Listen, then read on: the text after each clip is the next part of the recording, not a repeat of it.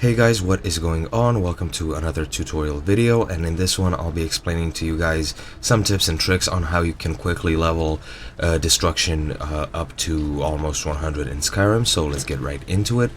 First of all, this is a heavily modded game, however that doesn't detract from this at all. As you can see, I have open cities installed and everything. But yeah, I'm going to be explaining pretty much methods that you can use in vanilla Skyrim.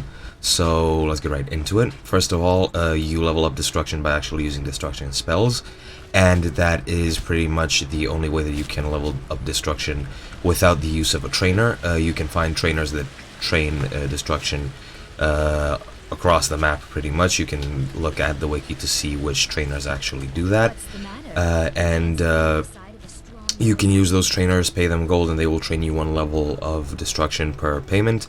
And of course, you can only train 5 times per level, so you'll have to level up before you can train again. And that is the fastest vanilla way that I know of. Another way is to actually get a horse.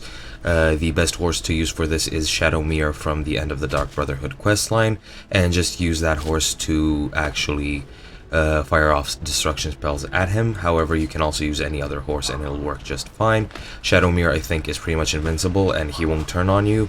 However, you can use any horse that you want, and you can just buy the horse, fire off destruction spells at him, and then just wait a bit by, of course, pressing T and waiting however long you need for the horse to heal up fully. You can also use healing hands or a spell of restoration or something like that, and you can very easily level up destruction that way.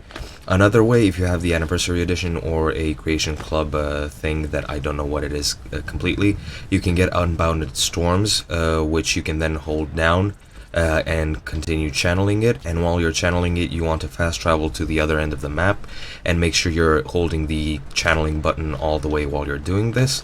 And once you fast travel and arrive at your destination, it'll still be casting, and you will pretty much gain a lot of levels that way. And yeah, that is pretty much it. I hope you enjoyed, and I'll see you guys in another video.